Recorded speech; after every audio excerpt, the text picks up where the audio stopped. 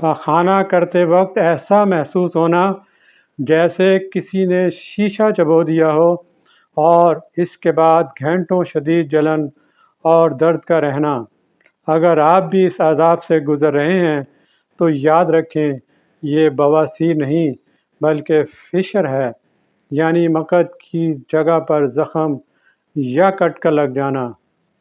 بسم اللہ الرحمن الرحیم، صلی اللہ علیہ وسلم۔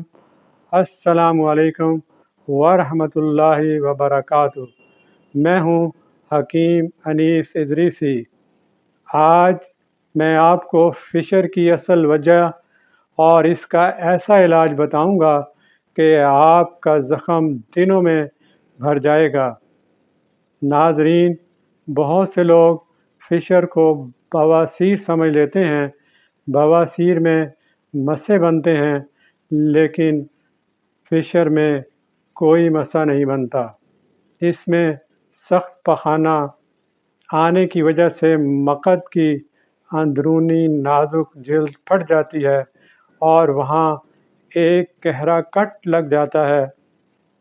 جب بھی مریض پخانہ کرتا ہے وہ زخم دوبارہ کھل جاتا ہے، جس سے شدید چبھن ہوتی ہے اور بعض اوقات اس کٹ سے ہلکا سا چمکیلا سرخ خون بھی نکلنے لگتا ہے۔ مریض پخانہ کرنے کے خوف سے کھانا پینا چھوڑ دیتا ہے، جس سے قبض مزید بڑھ جاتی ہے اور یہ ایک خطرناک دائرہ بن جاتا ہے۔ فشر کے علاج کے لیے سب سے پہلے آنتوں کی خشکی کو ختم کرنا اور پخانے کو نرم کرنا ضروری ہے۔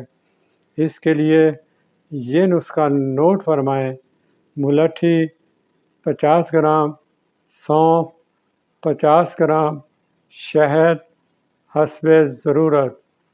اس کا تیار کرنے کا طریقہ یہ ہے کہ ملٹھی اور سونف کو باریک پیس کر پاؤڈر بنا لیں۔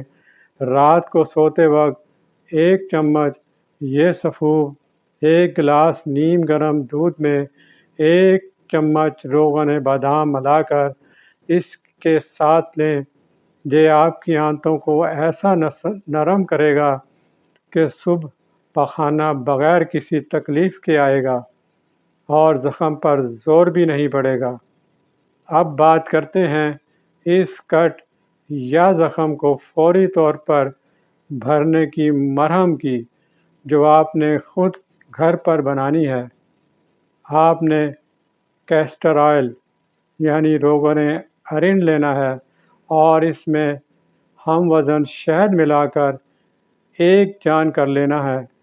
پاخانہ کرنے کے بعد اور رات کو سوتے وقت انگلی کی مدد سے یہ مرہم مقد کے اندرونی حصے جہاں کٹ ہے پر لگائیں۔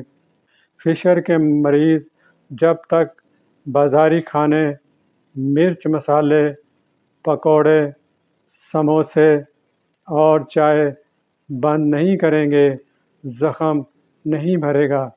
اس کے بجائے دلیا، اسبگول اور پانی کا استعمال زیادہ کریں۔ اگر آپ فشر کی تکلیف سے گزر رہے ہیں تو یہ نسخہ آج ہی آزمائیں اور اس ویڈیو کو شیئر کر کے دوسروں کو بھی اس پوشیدہ تکلیف سے نجات دلائیں۔ مزید طبی رہنمائی اور آئندہ چند دنوں کے بعد بواسیر اور فشر پر مکمل تفصیلی ویڈیو دیکھنے کے لیے چینل کو سبسکرائب اور فالو کریں۔ اللہ حافظ۔